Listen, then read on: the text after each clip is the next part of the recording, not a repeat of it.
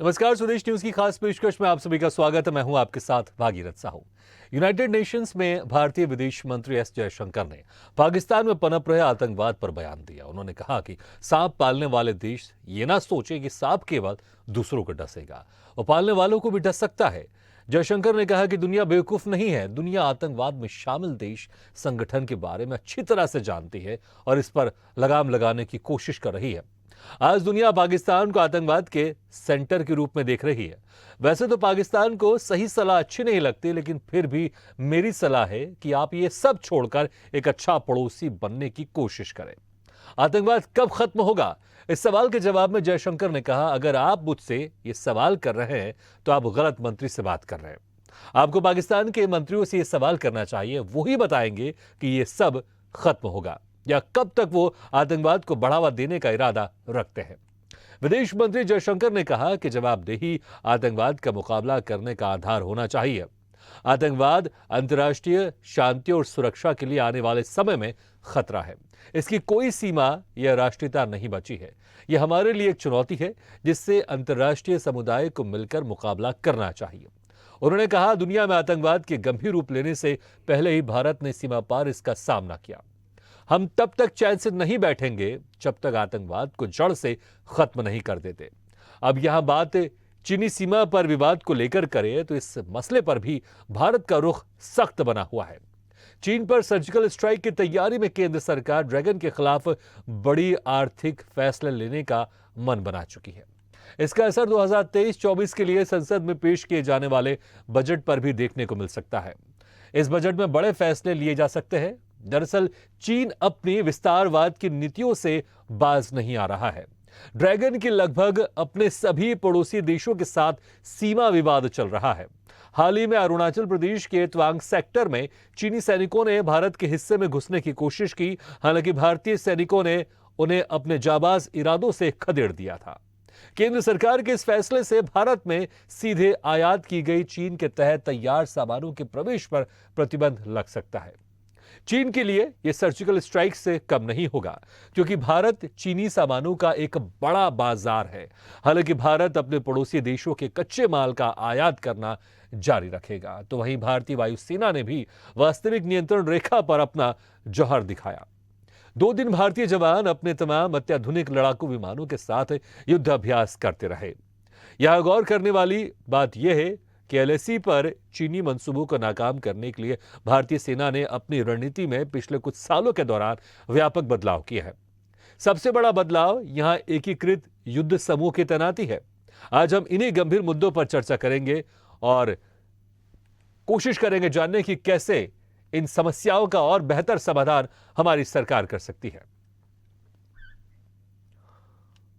और चर्चा करने के लिए जो गेस्ट हमारे साथ मौजूद है, मैं उनका तारुफ करवा देता हूं। हमारे साथ है कर्नल टीपी त्यागी, वीर चक्र सम्मानित रक्षा विशेषज्ञ, और साथ में है अनुज तनेजा जी, विदेश मामलों के जानकार। आप दोनों मेहमानों का बहुत बहुत स्वागत है हमारी इस खास चर्चा में। सबसे पहले कर्नल टीपी त्यागी सर, मैं आपके पास आना चाहूंगा, आपसे पूछना चाहूंगा, जिस तरह से हमारे विदेश मंत्री एस जयशंकर ने यूनाइटेड नेशन में चाइना और पाकिस्तान को 2 टूक शब्दों में चेतावनी भी दी है, और यह भी कहा गया है इनडायरेक्ट एक बातों में कि अब भारत वो भारत नहीं रह गया है जो आप समझते थे।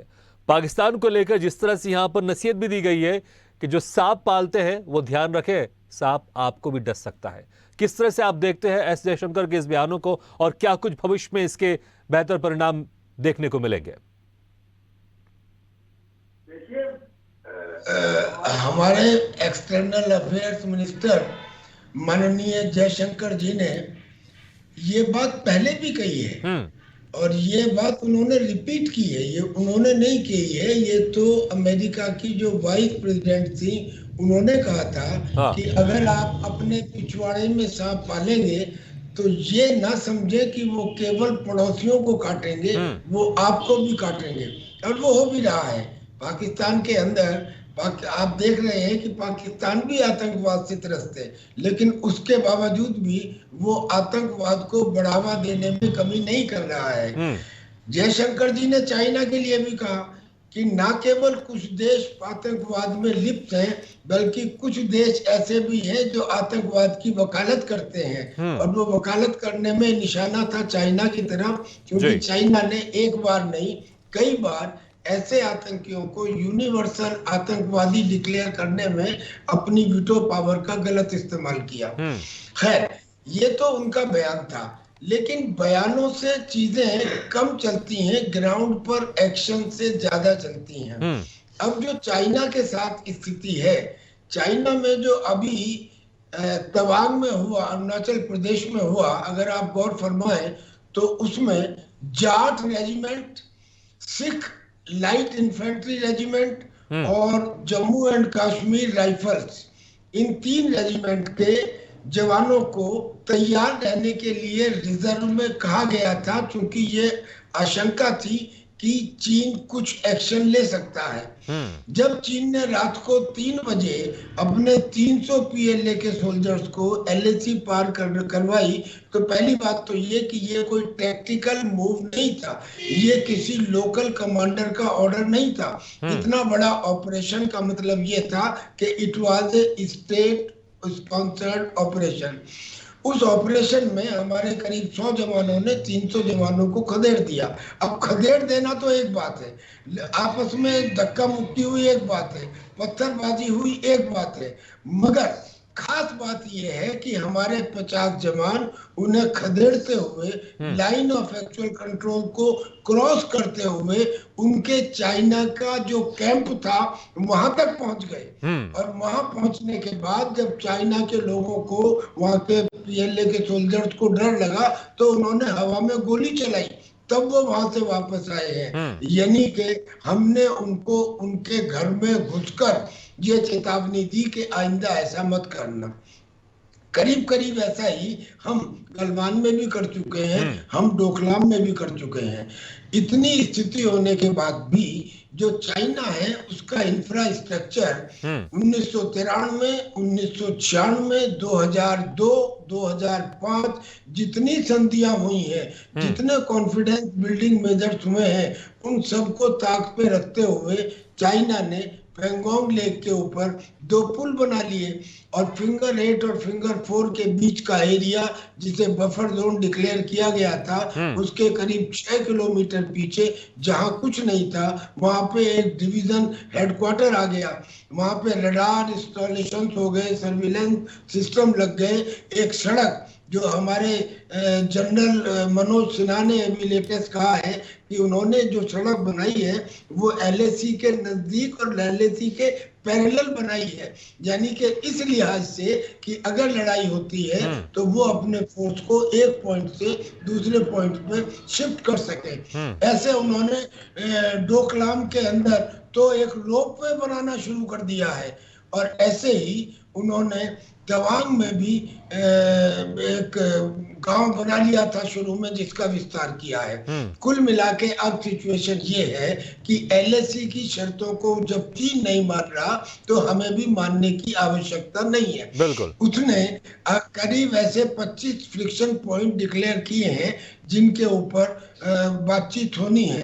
हमारा ये कहना है कि 3500 किलोमीटर लंबी सरहदी लाइन के ऊपर हमारे भी बहुत सारे ऐसे पॉइंट्स हैं जहां पे हम हाई ग्राउंड में हैं, जहां हमारी सप्लाई लाइन छोटी है और सुरक्षित है। ऐसी जगह पे अब हमको वही करना चाहिए जो चीन कर रहा है, ताकि रिएक्शन करने का अवसर अब हम खुद लेने की बजाय चीन को देना चाहते हैं। और अगर हम 2 जगह भी ऐसा करते हैं तो यकीनन चीन की पॉलिसी में फर्क नजर आएगा, क्योंकि वो ये भाषा समझता है। नंबर 1, एक पॉइंट और। दूसरी बात, अब जब ये लोग चीन के पीएलए के सोल्जर घुसपैठ करते हैं, हम उन्हें पकड़ भी लेते हैं, भगा भी देते हैं, छोड़ भी देते हैं। आवश्यकता ये है कि now onwards anybody who crosses the LAC as per our perception, उसको कैप्चर किया जाए, उसे बंद किया जाए, बंदी बनाया जाए और आवश्यकता पड़ने पे उसको पनिशमेंट दिया जाए। ये करना प्रारंभ करना चाहिए। ये 1 by 1 इंक्रीमेंटल चीजें हैं। अगर ये की जाए तो चाइना के इस कंटिन्यूअस इंट्रूशन के जो आदत पड़ गई है उसमें बदलाव आ ठीक है, सकता बिल्कुल है। बिल्कुल उसमें बदलाव आएगा। लेकिन जिस तरह से आपने उस वक्त जिक्र किया कि बयानों से चीजें सतह पर नहीं बदलती है, लेकिन मुझे लगता है कि बयानों से कहीं ना कहीं, क्योंकि दो तरह से स्ट्रेटेजी अपनानी पड़ती है, एक तो जमीनी तौर पर और दूसरा जो सरकार के तौर पर। अनुज तनेजा, देखिए जमीनी जी तौर पर बोलिए। हमारे जो देश के सैनिक हैं और जो बेहतर काम हम देख रहे हैं कुछ सालों में किया जा रहा है, जो हमारे देश के जवानों की रणनीति बड़ी थोड़ी सी डिफरेंट तरह से बदली है, अब थोड़े से आक्रामक भी हुए हैं। और हम भी अब जो एलएसी के किनारे, अब हम डेवलपमेंट वहां पर भी बहुत तेजी से हो रहा है कि ताकि हमारे जवान वहां पर तेजी से पहुंच सके। लेकिन जिस तरह से यूनाइटेड नेशन में हमारे विदेश मंत्री एस जयशंकर ने बयान दिया है, क्योंकि बयान के बड़ा इंपॉर्टेंट होता है, क्योंकि एक मैसेज जाता है पूरी दुनिया में कि हमारा देश का स्टैंड क्या होना चाहिए। तो स्टैंड भारत ने तो क्लियर कर दिया, पहले भी कई बार किया है, लेकिन इस बार और जबरदस्त तरीके से किया। पाकिस्तान को लताड़ तो लगाई है, उसको नसीहत भी दी है, आप सांप पालोगे तो सांप आपको भी काट देगा। वहीं चाइना को भी समझाया, और चाइना के ऊपर तो एक तरह से आर्थिक सर्जिकल स्ट्राइक करने की तैयारी पर भी है सरकार। ऐसा माना जा रहा है कि जो अगला बिल होगा, जो बजट होगा, उसमें जो चाइना की तरफ से जो इंपोर्ट होता है सामान, जो चाइना से हम सामान लेते इंपोर्ट लेते, उस पर बैन लगा सकता है भारत। क्या कहेंगे आप? नहीं, बैन लगाना जरूरी है, बट उसके साथ भी बहुत सी टेक्निकल प्रॉब्लम्स हैं और जो कॉन्ट्रेक्चुअल चीजें हो चुकी हैं पहले गवर्नमेंट टू गवर्नमेंट, तो उसकी वजह से कोई हमने कॉन्ट्रैक्ट कर रखा है जिसकी वजह से ये सब चीजें चल रही हैं। अब इसके लिए क्या चाहिए? Public will is very important, कि पब्लिक खुद उस चीज को छोड़ दे, पब्लिक उस चीज को त्यागना शुरू कर दे, जी। तो automatically it will become a. अच्छा, इसमें लेकिन एक लाइन जोड़ना चाहूंगा सर, एक दिया। लाइन जोड़ना चाहूंगा, क्योंकि अक्सर ये हम देखते थे पिछले कई सालों से, दिवाली के मौके पर बहुत सारे वहां से सामान आते थे चाइना से। इस बार उसमें बहुत कमी देखने को मिली है। तो कहीं ना कहीं हमारे जो देश के लोग हैं, जो हमारे देश की जनता है, वो भी इस बात को समझ रही है। अब वो भी चाइना के आइटम्स का बहिष्कार कर रही हैं, जो आप अभी जिक्र कर रहे हैं कि हमारे देश की जनता को ये खुद इनिशिएट करना चाहिए, खुद आगे बढ़ना चाहिए। हमारी कंट्री में सबसे बड़ी प्रॉब्लम क्या है कि हम हर चीज सरकार से एक्सपेक्ट करते हैं। हाँ। कि हर चीज सरकार करे, हम क्या कर रहे हैं, हम कुछ नहीं करें। बट वो अवेयरनेस आ रही है, बट बहुत छोटी है। मतलब मैं कहूंगा कि hardly it is a matter of 20% और 15% वो अवेयरनेस है। वो पूरी अवेयरनेस इंडिया में अभी आई नहीं है। इट विल टेक टाइम, हर चीज को एक समय लगता है, और वो धीरे धीरे अवेयरनेस बढ़ती जाएगी और इंडिया इज कमिंग अप। और अगला 10 साल तो इंडिया का ही है कि India is coming up in a very big way. और वो हर फील्ड में, टेक्निकल फील्ड में, प्रोडक्टिविटी के फील्ड में, सब चीजों में ऊपर आ रहे हैं और आएगा। और क्योंकि पॉलिटिकल विल है, again where there is a will there is a way. और ये पॉलिटिकल विल है, इसलिए जो बयान हम देख रहे हैं यूनाइटेड नेशन में जयशंकर की तरफ से, उसका एक मैसेज तो जाता होगा स्ट्रांग दोनों कंट्री पर। भाई देखिए क्या है, पाकिस्तान क्यों बना? पाकिस्तान बनने की प्रक्रिया कब शुरू हुई? 1920 से शुरू हो गई थी। और 1920 से ही वो माइंडसेट था कि हमें इस्लाम के नाम पे दूसरा कंट्री बनाना है। और फिर वही है कि हमें गजवाए हिंद से पूरा इंडिया को कन्वर्ट करना है। इसके अलावा कोई मानसिकता है नहीं, इसके अलावा उनका कोई टारगेट है नहीं, इसके अलावा ना उनको प्रोडक्टिविटी चाहिए, ना उनको कुछ चाहिए, ना उन्हें देश से मतलब है। देश तो उनकी एक दुकान बन गई है, उस दुकान से वो अपना पैसा कमा रहे हैं। वहां के पॉलिटिशियंस भी पैसा कमा रहे हैं, वहां के आर्मी वाले भी पैसा कमा रहे हैं। उन्हें आम जनता से कुछ लेना देना नहीं है पाकिस्तान की। आम जनता को आतंकवादी बना रहे हैं। आज भी खुश नहीं है वहां पे। अनुज जी, आम जनता को आतंकवादी बना रहे हैं, शरीर पर बम बांध के भेज देते हैं। देखिए क्या है कि बालाकोट की जो स्ट्राइक हुई थी, उसके पीछे की माइंडसेट बहुत क्लियर थी कि 1823 में यही स्ट्राइक राजा रंजीत सिंह ने की थी बालाकोट में। तो अहमद शाह, जो अहमद बरेलवी थे, उन्होंने पहला मदरसा वहीं खोला था। और वो टारगेट था गजवाए हिंद का, पूरा हिंद को कन्वर्ट करना। अगर हिंद कन्वर्ट हो गया तो समझ लीजिए पूरा वर्ल्ड ही कन्वर्ट हो जाएगा।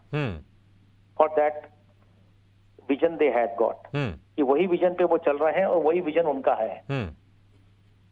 तो उसी विजन पे उनका टारगेट है कि कैसे भी हमें, उसके अलावा ना उनको प्रोडक्शन से मतलब है, ना उनको प्रोडक्टिविटी से मतलब है, ना उनको अपने देश की ग्रोथ से मतलब है, ना उनको टेक्नोलॉजिकल एडवांस और चीज से मतलब ही नहीं है। क्योंकि जिस माइंडसेट से वो कंट्री बनाया गया है, उस माइंडसेट से वो अभी भी नहीं हटे हैं। जी अनुज जी, और क्या यही कारण है कि सोच कुछ और है एम कुछ और, यही कारण है कि वहां पर लोगों के अंदर एक आतंकवादी सोच भी है, लोगों को आतंकवाद की तरफ प्रेरित किया जा रहा है, और यही कहा है जयशंकर ने कि अगर आप सांप पालोगे तो सांप आपको भी डसेगा। और अब वो जैसे कि सांपों के बीच में रह रहे के वो खुद ही सांप बन गए हैं वो लोग। हाँ। तो क्या करोगे आप? वो सांप पाल नहीं रहे हैं, वो खुद सांप बन गए हैं। अरे भाई 70 साल से उन्होंने सांप ही पाले हैं, तो उनका माइंडसेट ही वही हो गया है। तो उनसे कुछ आप एक्सपेक्ट मत कीजिए, उनसे कुछ मत एक्सपेक्ट कीजिए, वो कुछ नहीं है। उसका तरीका एक ही है कि जिस दिन पाकिस्तान टूटेगा उस दिन समझ लीजिए India will rise up in a very big way, क्योंकि पाकिस्तान का टूटना हिंदुस्तान के लिए बहुत जरूरी है जी। और जो प्रिडिक्शंस भी हैं अर्लियर कि पाकिस्तान 2024 या 26 तक टूट जाएगा। तो हमें तोड़ना नहीं है, वो आपस में ही इस तरीके से उनकी प्रॉब्लम्स क्रिएट हो गई कि दे विल ब्रेक देमसेल्व्स। तो उनका जो मंशा, जिस प्लानिंग से वो चले थे, वो सक्सेसफुल नहीं और हुआ। जो अनुज जी, और जो ये जिक्र किया कि अच्छे पड़ोसी बनने का जिक्र किया, आपको लगता है अच्छा पड़ोसी कभी पाकिस्तान बन पाएगा? क्योंकि अच्छे पड़ोसी, एस जयशंकर ने कहा कि अच्छा पड़ोसी बनिए आप, अच्छा पड़ोसी कभी लगता है बन पाएगा? साहब ने कहा, उनसे कहा, पर जयशंकर जी की ये सेंटेंस को भी मैं एक्सेप्ट नहीं करता हूं, क्योंकि साहब वो उनसे आप एक्सपेक्ट कर ही नहीं सकते, तो उनसे क्या एक्सेप्ट करोगे आप? उनसे, पाकिस्तान से एक्सपेक्ट ही नहीं कर सकते कि वो उस लेवल की कहें कि तुम अच्छे हो। अरे वो 70 साल से अच्छे नहीं हो, आप कहाँ होंगे? तो उनके अंदर जहर बैठा हुआ है, उनकी आम जनता में भी बहुत कूट के जहर बैठा है। लेकिन आप इसको कैसे देखते हैं? आपकी यूनाइटेड नेशन में एक तरफ तो हम इस तरह से उनको समझाइश भी दे रहे हैं, लेकिन दूसरी तरफ हमारे जो फौज है और जो हमारा जो डिफेंस सिस्टम है उसको हम और स्ट्रांग करें, क्योंकि जो आपने जिक्र किया है कहीं ना कहीं ये सरकार जानती है कि ये लातों के भूत है, बातों से नहीं मानेंगे, इसलिए बात तो की जा रही है, लेकिन लात भी तैयार है अगर आप बातों से नहीं मानेंगे। इसलिए बीच बीच में पाकिस्तान को लात भी पड़ती है, कभी सर्जिकल स्ट्राइक करते हैं, कभी एयर स्ट्राइक करते हैं। जो सर्जिकल स्ट्राइक हुई थी उसमें वो बोलते हैं कौवा भी नहीं मरा, but what my message to me is कम से कम 600 लोग मरे हैं। तो मरे हैं वहां पे, क्योंकि वो तो सेंटर है, इट वाज ए गजवाए हिंद सेंटर, और कुछ नहीं था। Balakot is nothing but a गजवाए हिंद सेंटर एंड नथिंग एल्स। ठीक, तो इसी पे ये वर्किंग हो रही है उनकी, और कुछ नहीं। उनका टारगेट बहुत क्लियर है, it is a problem with us. उनके टारगेट के साथ कोई प्रॉब्लम नहीं है, हम अपने को कैसे प्रोटेक्ट करें, हम अपने को कैसे लेकिन एक संक्षेप में जवाब दीजिए, लेकिन जो हमारी विदेश नीति चल रही है वो सही तरह से चल रही है? आप इस पर बिल्कुल इत्तेफाक रखते हैं? सही तरीके से चल रही है? हमारी विदेश नीति बहुत अच्छी चल रही है, हमारी कूटनीति भी बहुत अच्छी है। ठीक है। कर्नल टीपी त्यागी जी, देखिए अभी कुछ सालों से हम देख रहे हैं बॉर्डर में हमारे जो डिफेंस सिस्टम है बड़ा स्ट्रांग हुआ है। जो आप जिक्र कर रहे थे कि चाइना की तरफ से जो किया जा रहा है, एलएसी के पास में रोडें बनाई जा रही हैं और कहीं कुछ ऐसे सेंटर बनाए जा रहे हैं, हमारे देश की तरफ से भी अब ये किया जा रहा है, जिसको लेकर अक्सर हम विरोध भी देखते हैं। चाइना की तरफ से किया जाता है कि यहां पर इस तरह का निर्माण नहीं होना चाहिए, लेकिन क्या उसकी गति और बढ़नी चाहिए? क्योंकि अब हमारे जो सैनिक ये भी आक्रामक हो गए, क्योंकि पहले ऐसा कहा जाता था कि उनके हाथ बंधे रहते थे, उनको कोई एक्शन लेने के लिए छूट नहीं दी जाती थी, लेकिन आज जमीनी स्तर पर वहां पर जो लोकल कमांडर है वो एक्शन ले सकता है। और यही हमने इसका नतीजा देखा कि तुआंग में जिस तरह से हमारे कम सैनिकों ने उनके ज्यादा सैनिकों को खदेड़ के वहां से भगाया है। सर, 70 साल के कैंसर को पैरासीटामोल की गोली से दूर नहीं कर सकते। 2012 तक जो सड़कें बन जानी चाहिए थी, जो रेल हेड बन जाने चाहिए थे, जब हमारे तत्कालीन डिफेंस मिनिस्टर गए थे और नाथुल्ला पास के ऊपर उन्होंने देखा था, तो उन्होंने आके कहा था आज मेरी आंखें खुल गई, चाइना का पूरा इंफ्रास्ट्रक्चर बिल्कुल एलएसी के पास तक बना हुआ है। तो हमने बनाया, आज हमने करीब 2000 किलोमीटर सड़क तो अरुणाचल प्रदेश में ही बना दी है। वहां पे सैला पास भी कंप्लीट होने वाला है, वहां ब्रह्मपुत्र नदी में भी एक सुरंग बनाने की तैयारी है। इधर दौलत बेग ओल्डी तक हमने सड़क बना दी है। हमने T-70 टैंक यानी कि जो बहुत हैवी होते हैं उनके लिए जो क्रॉसिंग थी वो बना दी है, और ये काम चल रहा है। लेकिन कितना चल रहा है इसको आप प्रोपोर्शंस में देखिए।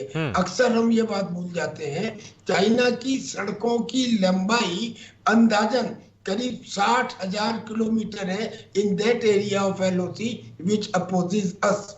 और हमारी कितनी है? हमारी अभी 10,000 भी नहीं पहुंची है। तो लेकिन हमने जीरो से शुरू किया है, क्योंकि हमारे यहाँ पार्लियामेंट में एक दफा ये भी किसी ने कहा था कि साहब हम तो अपना इंफ्रास्ट्रक्चर इसलिए तैयार नहीं कर रहे कि अगर कहीं चीन आ गया तो वो इसका इस्तेमाल कर लेगा।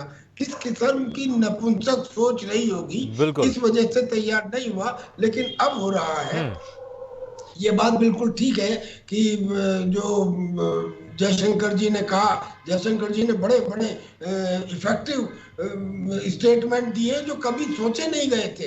जब उससे कहा गया कि आप रशिया से तेल क्यों ले रहे हैं, तो उसने कहा माय फ्रेंड, आप एक आफ्टरनून में इतना तेल ले लेते हैं जितना हम ले रहे हैं एक महीने में, तो आप हमसे कुछ ना कहें। तो इस किस्म का जो हाजिर जवाबी और बड़े बिफिटिंग चीजें की हैं, उससे बदलाव आया है। लेकिन अब हमारे बहुत विदेश मामलों के जानकार, एक बहुत अच्छे पैनलिस्ट आपने हमारे साथ बिठाए हैं, उन्होंने कहा कि इस देश का टूटना जरूरी है। मैं इससे सहमत हूँ। इससे इसलिए सहमत हूँ कि हम पूरी जिंदगी में फौज में क्या करते हैं, हम ये देखते हैं ट्रेनिंग में कि दुश्मन कमजोर कहाँ है। जहां कमजोर हो वहां तादाद से ज्यादा ताकत लगाते हैं ताकि विजय सुनिश्चित हो। Basically this is the planning everywhere, छोटे लेवल से बड़े लेवल तक। अब सिचुएशन क्या है, पाकिस्तान इस समय ठीक है जितना सर चाहूंगा थोड़ा सा संक्षेप में आप अपनी बात कंप्लीट कर दीजिए। एक लास्ट कमेंट में अनु सर से लेना चाहूंगा क्योंकि समय हमारे पास बहुत कम है।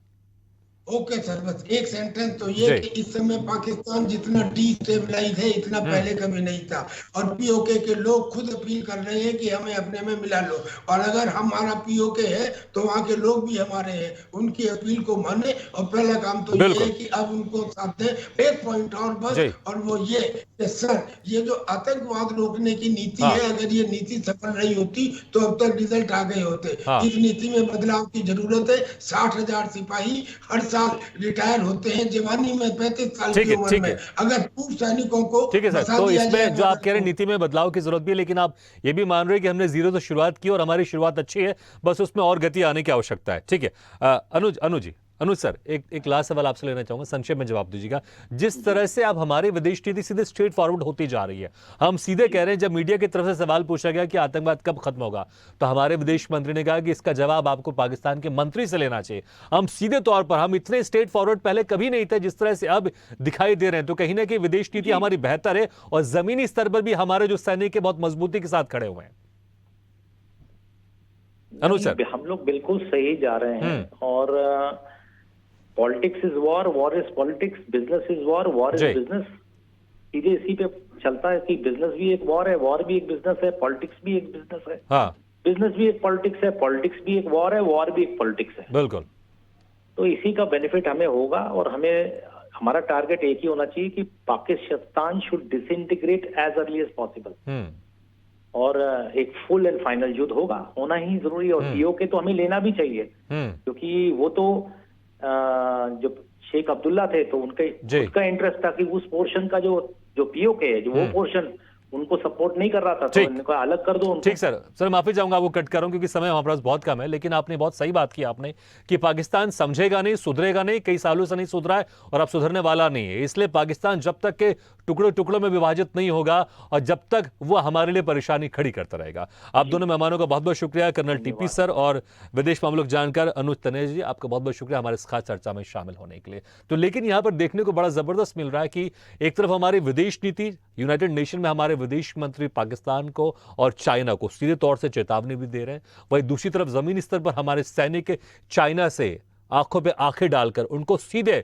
उनके देश के अंदर घुस के उनको खदेड़ कर आ रहे हैं कि ये हमारी बाउंड्री में आने की कोशिश न करें। तो दोनों स्तर पर हमारे जो विदेश नीति बहुत जबरदस्त चल रही है, तो दूसरी तरफ हमारे सेना के जवानों का मनोबल बहुत तेजी से आगे बढ़ रहा है। लेकिन उसमें और बेहतर करने की आवश्यकता है, क्योंकि पाकिस्तान और चाइना दोनों सिर्फ बातों से समझने वाले नहीं है। इसी के साथ हमारी इस खास पेशकश में फिलहाल लेते हैं, लेकिन खबरों का सिलसिला लगातार जारी। आप देखते रहिए स्वदेश न्यूज, सबसे पहले देश।